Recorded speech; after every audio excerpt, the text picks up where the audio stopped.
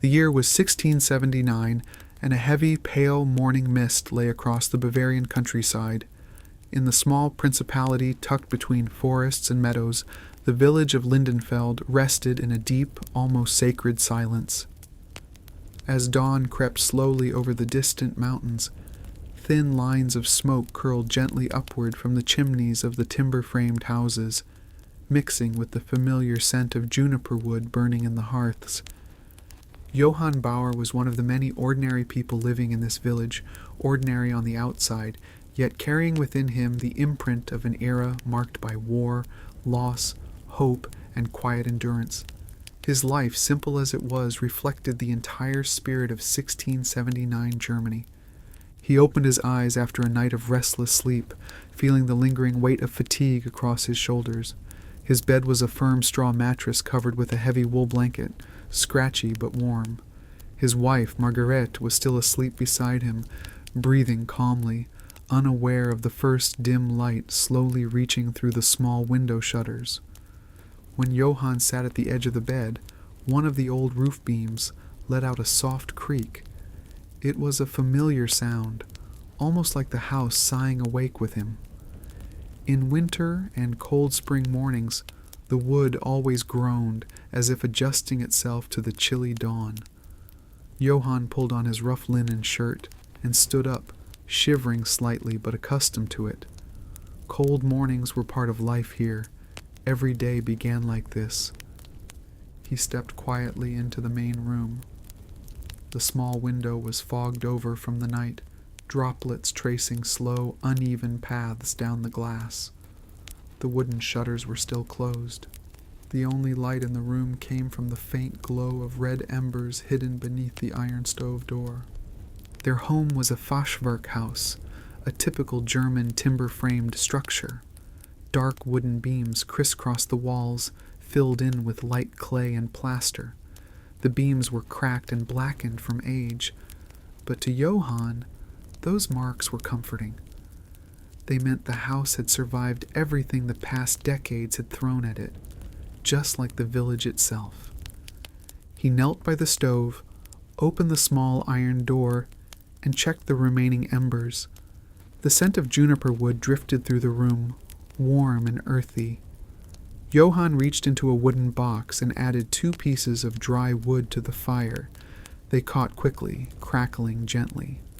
When he closed the stove door, the faint metallic sound echoed softly through the quiet room.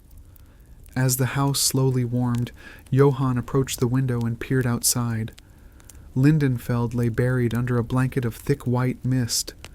The fields, the meadows, and the edge of the forest were swallowed by it. Bare tree branches rose like shadows out of the fog. In the distance, the heavy, muffled sound of the church bell drifted across the village. Its deep tone meant only one thing: a new day had begun. Johann breathed in deeply. The bell's voice in this region of Central Europe, especially in a year filled with uncertainty like 1679, brought both comfort and an uneasy reminder of how fragile life still was. The 30 Years' War had ended only 31 years ago. People still spoke of the famine, the burning villages, the soldiers passing through like storms. Johann was only a child then, too young to understand, but not too young to remember his father latching the door at night, the distant screams carried by the wind, and the rows of funerals during the plague years. He shook his head gently. These thoughts visited him every morning, like ghosts passing silently by. But they never stayed long. Life required him to move, to work, to provide. He grabbed his thick wool coat and stepped outside. The cold air hit his face immediately, sharp and clean. The mist was so heavy that the next house barely appeared as a pale shape. Johann descended the small stone steps, the stones wet and slippery from the night's moisture. The village was nearly silent. A rooster crowed somewhere far off. The soft thud of a stove door closing came from a neighbor's home. These sounds blended into the mist. But something else caught Johann's eye. A yellow cross had been drawn on the path leading toward the church. His heart paused. Everyone in the village knew what that meant. It was a sign of plague suspicion. But he quickly calmed himself. Perhaps the parish priest had marked it for caution, not because of an actual illness. Still, 1679 was a year of fear. Rumors of plague spreading in southern German lands, across Bavaria and Austria, had reached even the smallest villages. People hung bundles of sage and juniper at their doors, scribbled crosses on beams, and whispered prayers under their breath. Johann let out a slow exhale. "I should ask the pastor about this," he murmured, though no one heard him, only the mist. He opened the barn door. Warm vapor rushed out, and the animals shifted sleepily. The sheep stirred. The 2 cows lifted their heads, expecting feed. The barn was warmer than the house, filled with the smell of hay and the soft rustling of straw. Johann threw fresh hay onto the ground, checked the water, and worked through his chores with quiet familiarity. When he stepped outside again, the mist had thinned slightly. A pale golden ribbon of sunlight broke over the distant hills. Johann looked toward the fields. Even in 1679, the land still bore scars from the war. Some plots grew nothing at all. Others had only recently been reclaimed. Stunted trees, burned foundations, and abandoned tools remained like bones of an old memory. But before heading to the fields, Johann returned home. Inside, Margaret had risen. "Good morning, Johann." "Is the mist thick?" "As always," he replied softly. "Perhaps a bit more today." The stove crackled warmly now. The house was finally waking. Margaret pointed to the rye flour on the table. "I'll start the bread. We should eat before you go." Johann nodded, settling into the wooden chair beside the stove. The scent of rising heat, wood smoke, and raw flour filled the room. The small pot on the stove released a soft whisper of steam. Inside this house, behind these old beams, the world felt far away. The fear, the plague signs, the history of war, all of it faded beneath the warmth of the fire and the hush of early morning. Johann closed his eyes for a moment. This morning felt like any other morning. And yet, no morning was ever truly the same. A new day had begun, guided by the steady rhythm of 1679 Germany, carrying with it both the quiet fears and the quiet hopes of those who lived within its mist. Morning had fully broken, yet a thick veil of mist still clung to the village like a heavy blanket. The sky shifted slowly from gray to a pale blue, and the weak rays of the sun filtered through the fog, painting silver lines across the damp earth. In Lindenfeld, silence always ruled the early hours. Even when people were awake, no one spoke loudly. The morning belonged to the land, to the cold air, and to the slow rhythm that governed every soul living here. Johann stepped out of the barn and leaned gently against the wooden fence, watching the village in its quiet awakening. This was his favorite moment of the day, the sleepy murmur of sheep, the faint rustling of chickens scratching the ground, and the distant creak of a wooden door. Every sound dissolved into the mist as if whispered directly to the ears. He walked toward the fields, his boots sinking slightly into the moist soil. It hadn't rained, but the night mist had left a thin layer of dew on everything it touched. The air carried that familiar scent unique to the countryside of 1679. Damp earth, wild grass, and a distant note of juniper smoke lingering from the hearths of the village. The fields stretched gently across a sloping plain beyond the last row of houses. Their shapes were uneven, still bearing the scars of the 30 Years' War. Some plots had been abandoned for years. Others were misshapen from collapsed farmhouses or trenches dug long ago, yet the villagers were determined. Each season they reclaimed a little more of the land. Johann knelt to touch the soil. The ground was cool and soft between his fingers, alive. This land, exhausted from decades of war and famine, was finally beginning to breathe again. Johann tested the moisture, running his thumb through the dark grains of soil. This simple gesture was his morning ritual, nearly sacred. Without this earth, life could not continue. Through the thinning mist, a silhouette appeared. Johann looked up to see his neighbor, Matthias, approaching with a small shovel in hand.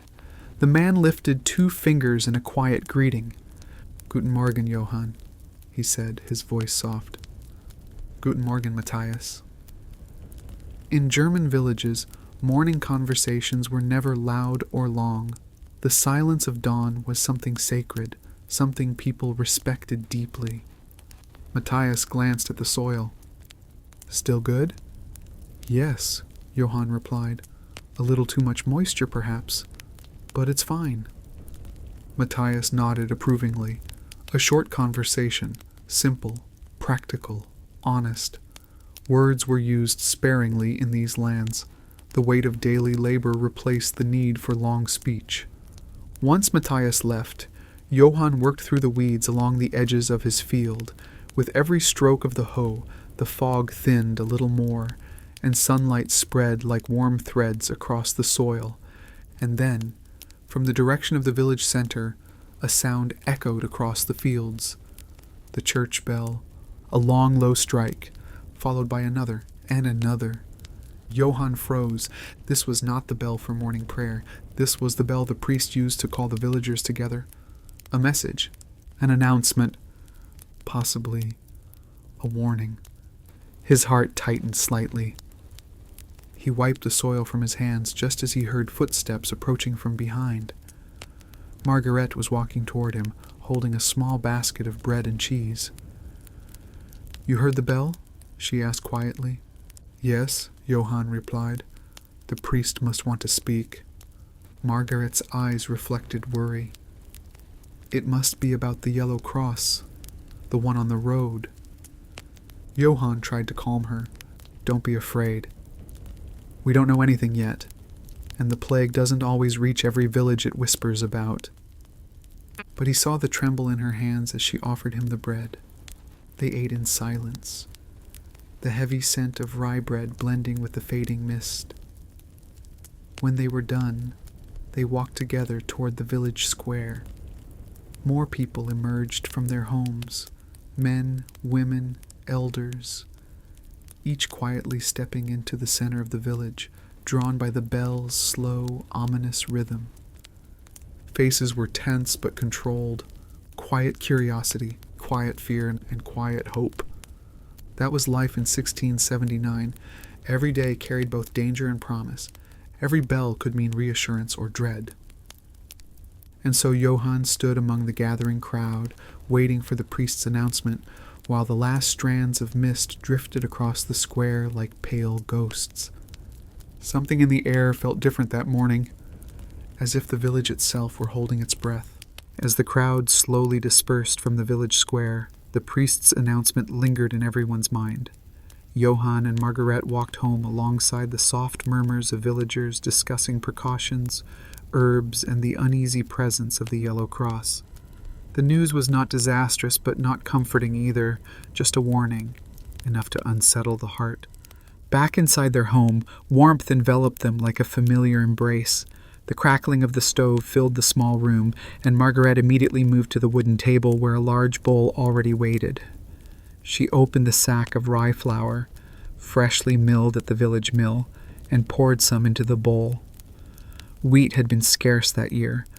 Rye, hardy and reliable, was the staple of the region. Johann sat down and watched her. The smell of rye flour drifted faintly through the warm air, mixing with the lingering scent of juniper smoke. In 17th century Germany, bread was not merely food. It was identity, it was survival, it was the heartbeat of the home. Margaret made a well in the flour and added water, then crumbled a small piece of sourdough starter into the center. Johann joined her, pressing his hands into the mixture. Rye dough was heavy, much firmer than wheat, and required strength to knead properly. His fingers pressed into the cool mass, folding and pushing, feeling the dough slowly loosen and warm under his hands. The warmth of the stove wrapped around them both. The air was thick with the scent of rye and firewood, and the soft glow of the embers cast gentle shadows on the timber beams. Johann leaned toward the window and opened the shutters slightly. A wave of cold morning air swept into the room, balancing the heat. Outside, the mist still clung to the rooftops, but the sky was beginning to brighten. He spoke softly. "Did you notice? No one spoke in the square unless necessary." Margaret did not look up from the dough. "They're afraid, Johann. The yellow cross, even if it's only precaution, it brings back memories." Johann nodded. "They fear the past more than the sickness itself." They finished kneading, and Margaret shaped the dough into a firm, round loaf. She set it near the stove to rise beneath a cloth. Johann checked the rye sack in the barn, thankfully dry, then returned inside. When the dough had risen enough, Margaret carefully slid it into the small stone oven beside the stove. The heat radiated into the room, adding another layer of warmth. "Now we wait," she said. Johann smiled. "Patience, like everything else." As the loaf baked, the house filled with the deep, earthy aroma of rye bread.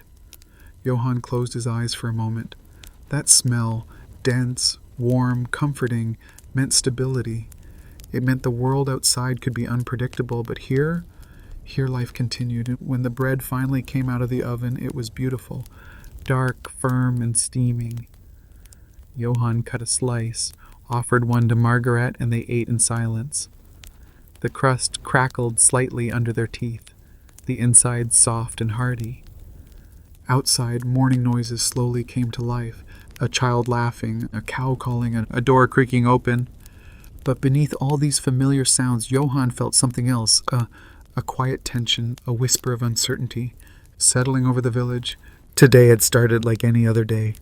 But in 1679, no day stayed ordinary for long, and somewhere beyond the thinning mist, fate had already begun to move. Johann and Margareta decided to walk to the village square after eating their morning bread. The priest's warning still lingered above the village like a thin, invisible cloud, but life in 1679 did not stop for fear, not in Bavaria, not in a place where survival depended on rhythm, routine, and duty. If the rhythm of the village ever broke, disaster would follow. Everyone knew this. The path to Lindenfeld Square was narrow, lined with rows of timber-framed houses. These fashwerk homes carried decades of history in their beams. Blackened wood, cracked white plaster, roofs rebuilt more than once after the war. Johann knew each house by heart. Most had been destroyed or damaged during the 30 Years' War, rebuilt afterward by the same hands that now swept their doorsteps each morning. Margaret held Johann's arm lightly. "The village feels different today," she whispered. Johann nodded. "Everyone is waiting for something." Soon the village square came into view, a small open space paved with uneven stones. At one corner stood the communal oven, still warm from early morning baking. At another, the old stone well reflected the pale morning light. The mist clung stubbornly to the ground, making the stones glisten as if freshly washed. Children whispered to each other while holding small wooden toys. Women gathered in quiet clusters, sharing cautious whispers. The men stood outside their workshops, hammers, knives, and tools moving with practiced ease. The most prominent building in the square was the blacksmith's guild house, a small stone structure with a cracked iron sign above the door. Johann knew it well. Nearly every tool, hinge, and plow in the village came from here. Across from it stood the baker's guild workshop, its wooden sign freshly repaired. The smell of warm bread filled the air, thick, comforting, grounding. A young apprentice occasionally pushed the door open to cool the inside, sending another wave of fresh bread scent drifting through the square. Johann paused in front of the bakery. Margaret closed her eyes, inhaling deeply. "It always smells the same, but today it feels stronger." Johann smiled. "Maybe you're hungrier than usual." Just then, the blacksmith Hans stepped into the square. He wore his thick leather apron, hands stained with soot. "Johann," he called. "Morning, Hans," Johann replied. Hans lifted a broken plow blade. "Another one. The war is long over, yet the land eats iron like never before." Johann chuckled softly. Hans's tired but steady expression was familiar. Blacksmiths were the backbone of rural life. Without them, doors could not close, roofs could not hold, fields could not be plowed. Hans struck the anvil, and the clear metallic ring spread through the square. It echoed off the stones, off the wooden beams, through the mist.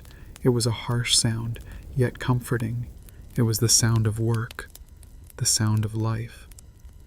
Margaret flinched lightly. "It startles me every time." Johann smiled. "To me, it means the village is alive. If that sound ever stops, then I'll be worried." They walked further and sat on the stone bench near the well. Sunlight began piercing through the mist, warming their faces. The village slowly loosened, stretching like a waking animal. The tanner's guildmaster, old Friedrich, approached with a small piece of leather in his hands. "Morning, Johann," he said. "Morning, Master Friedrich." The old man examined the leather with wrinkled, expert fingers. "I must deliver a few goods today," Friedrich said, adjusting his spectacles. "But with the priest's warning, everyone seems uneasy. Do you think news from outside will come?" Johann shrugged. "No one knows, but fear doesn't help. Work must continue." Friedrich nodded firmly. "If the guilds stop, the village stops." That sentence captured the entire truth of rural Germany in 1679. Where the guilds lived, the village lived. Where work continued, hope continued. The priest passed through the square, offering a calm smile to those he passed. But Johann sensed a tension beneath that smile. The priest was worried too, but needed to stay strong for everyone else. Margaret leaned closer. "Johann, do you really think it might reach us?" Johann squeezed her hand gently. "I don't know. But fear won't protect us. Work will, routine will." As they stood, the sound of soft music floated from a corner near the bakery. A child was playing a simple wooden flute, creating a delicate melody that softened the air itself. The notes drifted above the square like tiny fireflies, giving everything a strange, peaceful stillness. Johann felt something tighten in his chest, a quiet realization. Lindenfeld was fragile. War, hunger, plague, and fear had all swept through here before, yet people kept planting, building, sowing, baking, hammering. This little square, this small world, continued to breathe because the people refused to let it die. Johann stood.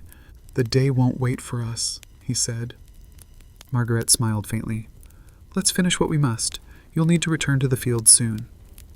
As Johann turned away from the square, he glanced back one more time. Hans was striking the anvil again. The apprentice was carrying fresh bread. The child was still playing the flute. Life was still moving, yet beneath it all, something felt off. A quiet tremor, a whisper, a sense that this peaceful rhythm might soon be disrupted. They didn't know why, but the day was far from over, and fate was already moving toward Lindenfeld, slowly but surely, like a shadow drifting across the morning light. Johann and Margaret were making their way back home when the soft toll of another bell drifted through the village. This one was different from the earlier call, gentler, slower, familiar. It was the morning prayer bell, and after the priest's warning, Johann knew the church would be fuller than usual today. Lindenfeld's church stood at the far end of the village, built of thick gray stones that had weathered decades of storms, wars, and harsh winters. It was not a grand building, nothing like the great cathedrals of the cities, but its presence was solid, rooted, almost comforting. Moss grew in the cracks between the stones, and the wooden door was worn smooth by countless hands. Yet for the villagers, this quiet church was the spiritual heart of the community. It was where fear softened, where hope gathered, and where the weight of the world felt a little lighter. Johann and Margaret walked toward the entrance, joining the small stream of villagers heading inside. No one spoke loudly. The air itself seemed to ask for silence. The cold morning light filtered through the mist and gave the church an almost ghostly outline, as if it were half hidden in another world. Inside, the air was warmer, carrying the scents of beeswax candles, old wood, and the faint trace of incense from the evening before. The interior was simple, rows of wooden benches polished by years of use, a stone altar decorated with evergreen branches, and a small stained glass window that cast a soft-colored glow across the floor.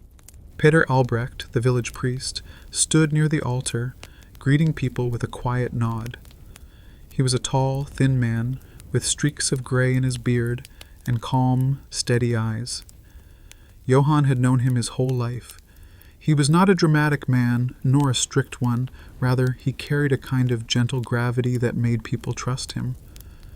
Johann and Margaret took their usual place toward the middle of the church.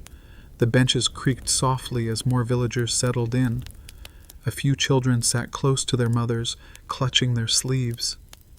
Johann noticed that even the men, usually relaxed during morning prayers, seemed tense today.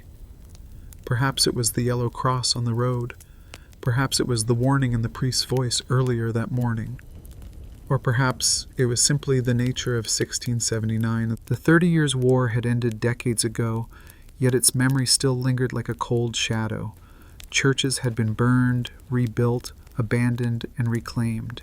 Entire villages vanished. Faith was not just a belief now, it was the thin thread that held communities together. The priest stepped forward and lifted his hands. "Let us begin," he said, his voice soft but resonant. The villagers bowed their heads. A hush fell over the room. Peter Albrecht began with a prayer of protection, something he often used during times of illness or hardship. His voice echoed gently between the stone walls, weaving through the ranks of villagers like a soothing tide. "Bless this village! Bless these people. Shield us from the sickness that walks unseen, and give our hearts the strength to endure." Johann felt Margaret's fingers touch his hand lightly. He squeezed her hand back, feeling the tremble beneath her calm expression. She was strong, one of the strongest people he knew, but the thought of illness always unsettled her. Everyone in the village had lost someone to disease at some point. Fear traveled quickly here like a spark along dry straw. The priest continued, shifting into a reading from the scriptures. His voice blended with the soft crackling of the candles. Johann looked around the church. Faces he had known since childhood sat bowed and still. Old Friedrich from the Tanner's Guild, Hans the blacksmith, the baker's wife, the shepherd's children, all gathered under the same wooden roof. There was comfort in this unity. In a world that often felt fragile, the church offered a place where everyone could breathe together. After the reading, the priest walked slowly to the front of the altar. His eyes scanned the people before him. "Many of you are troubled," he said gently. "You have seen the yellow sign on the road. You have heard what is happening in the neighboring villages." A shiver moved through the room, though no one spoke. "I will not lie to you," Peter Albrecht continued. "There are reports of sickness not far from here." Marguerite held her breath. "But," he added firmly, "there is no cause for panic. We must remain cautious. We must keep our homes clean, our windows open during the day, our herbs fresh. But fear will help no one. Fear weakens the spirit before sickness even comes." There was a long silence. Then the priest smiled faintly, a warm, reassuring expression. "We are not alone," he said. "We have each other, and we have faith." Johann felt a strange warmth settle in his chest. He was not a deeply religious man, not the way some of the elders were, but he found comfort in moments like this. The steady rhythm of the words, the flickering candlelight, the shared silence of the villagers.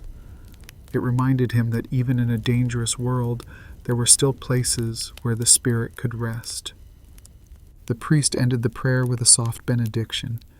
"May peace walk beside you today." One by one, the villagers rose from their benches. The wooden floor creaked under the shifting weight.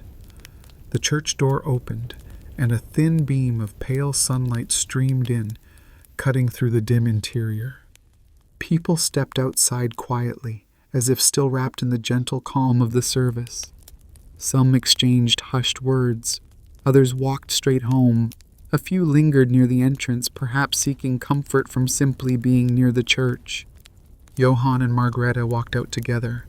The mist had thinned and the air felt lighter. Birds were beginning to sing somewhere beyond the rooftops. The village looked softer, quieter, as though the prayer itself had settled over Lindenfeld like a warm blanket. They stood for a moment near the stone steps. "Do you feel better?" Johann asked softly. Margaret nodded. "A little. The priest's voice always helps." Johann looked up at the church tower. The bell hung still now, its dark metal glistening faintly in the light. For a moment he imagined the village without the church, without the bell, without the prayers. A strange emptiness came to mind, as if the entire place would fall silent in a different, darker way. Faith was not just about belief in God. It was about holding the village together. It was the glue between people, the thread between past and future. Johann took a deep breath. "We should return home. There's work to do." Margaret nodded. They began walking, leaving the church behind as its shadow stretched quietly across the ground. But as Johann walked, he couldn't shake the feeling that the priest had held something back, some detail he wasn't ready to tell the villagers yet. A tremor of unease stirred in him. The day was far from over, and whatever waited in the afternoon, the church had only made him more aware of it. The walk from the church back toward the fields felt different now. The mist had lifted enough for the outlines of the hills and distant tree lines to become visible, but a cold heaviness lingered in the air. Johann could not tell if it came from the weather or from the priest's warning echoing faintly in his mind. Margaret returned home to finish her chores while Johann took the path toward the fields. The earth beneath his boots had begun to dry, though patches of moisture clung stubbornly to the shaded areas. The familiar smell of damp soil reached him, the scent of work, of life, of survival. The field stretched wide and open, bordered by the silent forest on one side and the faint line of the village on the other. Yet as Johann stepped into the open, he felt a strange sensation, an echo, perhaps, of old memories he wished he did not have. The 30 Years' War had ended decades earlier, but its shadow still clung to the soil like a bruise that refused to fade. Entire families had disappeared. Many fields had gone untended for years. Some areas, especially near the forest, still held remnants of the past, collapsed huts, rusted tools, buried bones no one dared to move. Johann stopped near a patch of uneven ground. A large old tree stump sat there, twisted, blackened. As a child, he had once heard from his father that this area had been a campsite for soldiers. They had burned the surrounding trees for warmth. Some of the men had died right there, in the cold, under the weight of disease and hunger. For a moment, Johann closed his eyes. He could almost hear distant voices, men shouting, coughing, praying. He could almost see their silhouettes in the fog. It was only imagination, he told himself, ghosts of memory. He knelt and touched the soil again, cool and gritty. Life continued here, even after death had passed through. Johann began working, loosening the earth with his hoe. The steady rhythm helped calm his thoughts. The repetitive scrape of metal against soil was as grounding as a heartbeat. Each motion pulled him deeper into the land, away from the fear lingering in his mind. As he worked, a small glimmer caught his eye. Something metallic protruded slightly from the soil a few feet away. Johann set aside his tool and walked toward it. Kneeling down, he brushed away the dirt with deliberate care. A helmet, an old, rusted military helmet. Still intact, though weathered by decades of rain and sun. Johann lifted it slowly, turning it in his hands. Faded scratches lined its surface. A dent on one side suggested it had seen battle. The inside was dark and filled with compacted earth. He felt a chill, not of fear, but of memory. His father had once told him, "If you find anything from the war, bury it again. The dead deserve their rest." Johann hesitated, but then he found himself whispering, "Your suffering is over. Rest now. He placed the helmet into a small hollow in the soil and pushed the dirt back over it. The earth accepted it quietly. For a moment after, the field felt still, almost reverent. Johann resumed his work, though more slowly now. The discovery had reminded him that the past was never truly gone. It lingered underfoot, waiting to be found, waiting to be remembered. By midday, the sun had risen higher, casting soft warmth across the fields. Johann paused to drink from his water flask, leaning against the wooden fence that separated his land from Matthias's. Birds fluttered overhead, a hawk circled lazily above the forest. Then he heard footsteps approaching through the grass. Matthias appeared, carrying a rake over one shoulder. His face was thoughtful, his expression more serious than usual. "Johann," he said, "I saw people leaving the church. Did the priest say anything more?" Johann shook his head. "Only warnings, nothing certain." Matthias exhaled slowly. "My sister lives in a village near the river. They lost 2 people last week." Johann stiffened. "From sickness?" Matthias nodded. The 2 men stood in silence, feeling the weight of what had been said. Finally, Johann spoke, his voice low and steady. "We cannot run. We cannot hide. All we can do is continue." Matthias gave a small, weary smile. "You sound like your father." Johann nodded. "He worked these fields until the day he died. Said stopping was worse than anything." "Maybe he was right," Matthias said. "If the land keeps moving, perhaps life keeps moving too." They worked side by side for a time. The rhythm of their tools, Johann's hoe, Matthias's rake, formed a quiet, steady pattern. The smell of fresh soil rose with each movement. After a while, Matthias rested his rake on the fence. "I should return home. My wife is worried." Johann nodded. "Mine too." Before leaving, Matthias paused. "Johann, if anything changes, if there is news, promise you will come find me." Johann placed a hand on his shoulder. "I promise." Matthias headed back toward the village, his figure shrinking gradually into the sunlight. Johann stood alone again, gazing across the land, the same land that had seen war, famine, plague, and survival, the same land that now held the quiet helmet of a forgotten soldier beneath its surface. He took a deep breath. Whatever would come, he would meet it here, in the soil, in the silence, in the place where his father had once stood. And somewhere beyond the hills, the faint echo of the church bell drifted again. "Slower this time. Gentler," as if reminding him that the day was moving forward. Johann lifted his hoe once more. The field waited, and he had work to do. By the time Johann returned home, the sun had climbed high enough to warm the rooftops and soften the chill in the air. The mist had finally dissolved, leaving behind a clarity that revealed every detail of the village, the worn wooden doors, the weathered stones, the faint trails of smoke rising peacefully from chimneys. Margaret greeted him with a tired but gentle smile. "You've been out longer than usual," she said. Johann washed his hands at the basin near the doorway, the cold water refreshing against his skin. "There was more to do today," he answered, "and I found something in the field." Margaret looked at him questioningly. What was it? "A helmet," Johann said quietly, "from the war." Margaret's expression softened with sadness. "So many pieces of that time still buried in the earth," she murmured.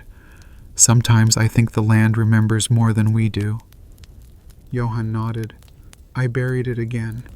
It felt right." Margaret placed a bowl on the table. "Sit. Eat something." The meal was simple, as all meals were in 1679. A thick cabbage soup simmering with onions, a slice of yesterday's rye bread, a small piece of salted pork for flavor. No lavish ingredients, but nourishing enough for a long day of labor. Johann sat, lifting the spoon to his lips. The soup warmed his chest, easing the fatigue in his muscles. Margaret sat across from him, eating slowly. "The priest seemed troubled today," she said. Johann set his spoon down. He was trying not to show it. Margaret looked at him anxiously. "Will we be safe?" Johann reached across the table, placing his hand over hers. "We will do what we always do," he said softly. "We will live one day at a time." Outside, the faint sound of children laughing drifted through the window. The baker's apprentice called to someone in the street. The village, for now, still breathed with its usual rhythm. They finished their meal quietly. Afterward, Johann stepped outside to chop firewood.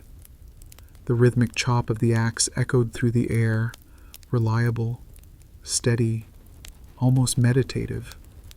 Each strike was a reminder that life continued in small, necessary actions. When he looked up, he noticed something unusual. A rider approaching the village, a lone figure on horseback moving slowly along the dusty road. No one visited Lindenfeld without reason. Johann lowered the axe, watching closely as the horseman drew nearer. Whatever news the stranger carried, it was about to change the day. Johann watched as the lone rider slowly approached the village, the horse's hooves raising small puffs of dust from the road. The man was wrapped in a dark cloak, his hat pulled low to shield his face from the pale afternoon light. Nothing about him seemed hurried, yet there was a clear purpose in the way he rode, steady, direct, unwavering. The axe hung loosely in Johann's hand. For a long moment he did not move. He simply listened, to the distant clop of hooves, to the soft creak of leather, to the subtle shift in the air that seemed to ripple ahead of the stranger like an unseen wave. Finally, Johann set the axe aside and walked toward the front of the house, stopping near the small wooden fence. As the rider drew nearer, he could make out more details: the worn travel bag, the dust on the boots, the tiredness in the man's posture. The rider slowed his horse and came to a gentle stop. "Good day," the man said, his voice rough from the road. "Good day," Johann replied. "You've come a long way?" "Far enough," the stranger said. His eyes briefly scanned the village, taking in the houses, the church tower, the distant fields. "Is this Lindenfeld?" "It is," Johann answered. "What brings you here?" The man reached into his cloak and pulled out a small leather pouch tied with cord. "I carry news," he said, "for the priest, and for the council, if you have one." Johann felt a small knot tighten in his chest, though he kept his expression calm. "Come," he said. "I will take you to the church. The priest is there, or nearby." The rider nodded and dismounted slowly, his body clearly stiff from travel. He led the horse by the reins as he followed Johann along the main path into the village. As they walked, a few people peered out from their windows and doorways. No one spoke. Visitors were rare, and visitors with purpose were rarer still.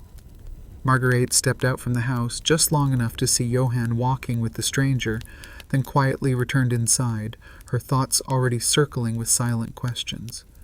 The church door creaked open as Johann pushed it. The cool, still air inside wrapped around them like a familiar cloak. Peter Albrecht stood near the altar, sorting through a stack of worn pages.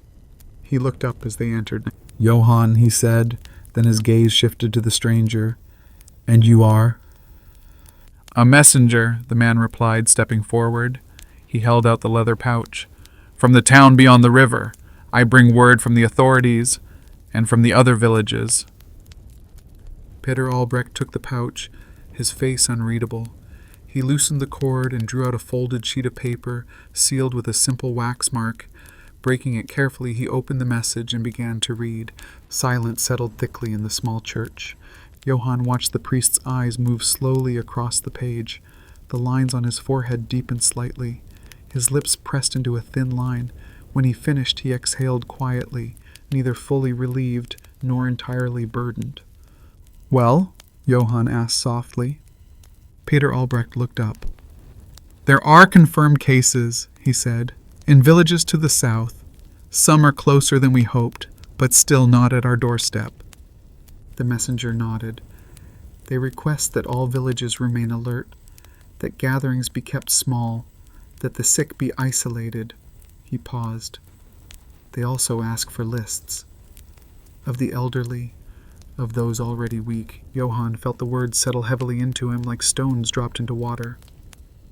"Is there anything else?" he asked. The priest glanced back at the page. "They advise prayer," he said simply.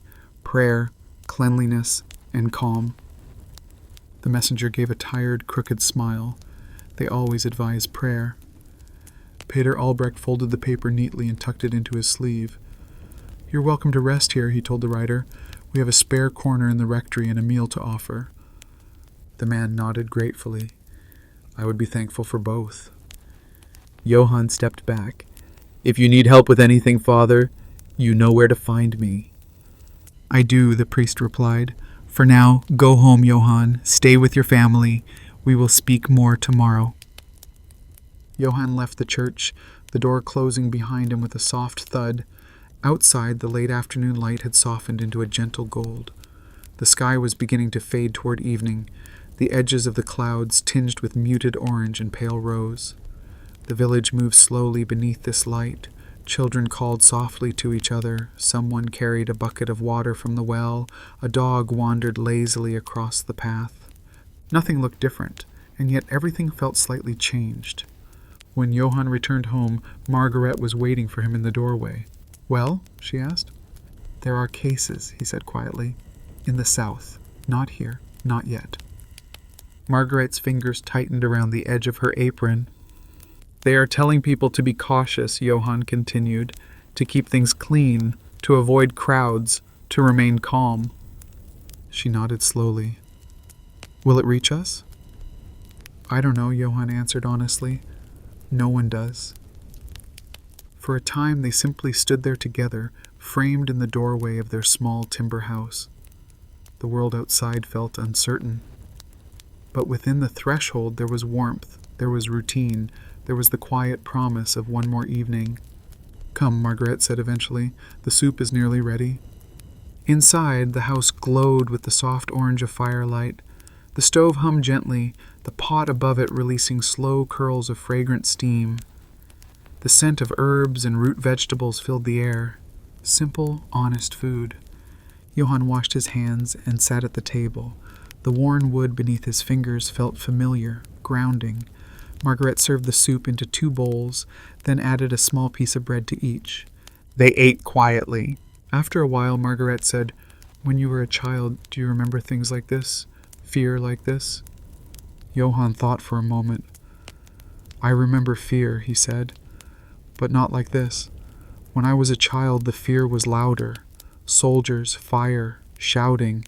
Now, it feels quieter, but deeper, like something hiding under the floorboards." Margaret stared into her bowl. "I sometimes wish the world would leave us alone," she whispered. Johann gave a small, sad smile. "The world never quite does that," he said, "but it does give us days like this, and evenings like this. That is something." When the meal was finished, Johann helped clear the table. The light outside gently faded, shifting from gold to blue. Shadows lengthened in the corners of the room. He stepped outside for a moment to bring in more firewood. The air was cooler now. Somewhere in the distance an owl called. The sound floated above the roofs, above the fields, gentle and hollow and endlessly calm. The village had grown quiet. No more distant hammering from the blacksmith, no more chatter in the square, just the soft murmurs of families behind closed doors. Johann looked toward the fields one last time. The land was barely visible now, stretching into the dimming horizon. He thought of the buried helmet, of the rider's news, of the priest's calm, measured voice. The world beyond Lindenfeld was uncertain, but here, in this small circle of houses and fields, life still followed the old rhythms. He carried the firewood back inside. Margaret had lit a candle on the table. Its tiny flame swayed gently whenever a draft slipped through the cracks in the wood. She had laid out a small piece of cloth, and on it she placed a few dried herbs, juniper, sage, and a sprig of something that smelled sharp and clean. "For the doorway," she said, "just in case." Johann nodded. "If it makes you feel better, it makes me feel better too." They hung the herbs near the door, where they released their faint protective scent. Superstition, perhaps, but also a form of hope. As the night deepened, Johann and Margareta settled into their places. The house creaked softly as the wood shifted in the cooling air. The stove glowed with the last of the coals, sending out a gentle, fading warmth. Johann lay on the straw mattress, feeling the firmness of it beneath his back. Margareta lay beside him, her breathing slow and steady. Through the small gap in the shutters, a line of moonlight slipped into the room, resting faintly across the floor. He listened to the muted hoot of the owl, to the distant rustle of trees, to the almost imperceptible echo of the church bell in his memory. He thought of the day that had passed, of the misty morning, of the fields and the buried helmet, of the village square and the guilds, of the priest and the rider's message, of the fragile, stubborn persistence of life in Lindenfeld. One day at a time, he thought, that was all they had. And for now, it was enough. He turned slightly, feeling the warmth of Margaret beside him. Her presence was a quiet anchor, a reminder that even in a world touched by war and sickness, there was still love, still companionship, still the soft, shared silence at the end of a long day. Outside, the night embraced the village fully. The rooftops, the fields, the church tower, the hidden helmet beneath the soil, all rested under the same wide, silent sky. And there, in their small timber house in 1679, Johann's eyes slowly grew heavy. The worries of the day dissolved one by one into the soft darkness. The smell of juniper, the faint warmth of the dying fire, the steady breath of the woman beside him. All of it wrapped around him like a blanket. And as sleep finally took him, the village of Lindenfeld continued its quiet vigil beneath the stars, fragile, uncertain, but alive just for one more night, and that for now was enough.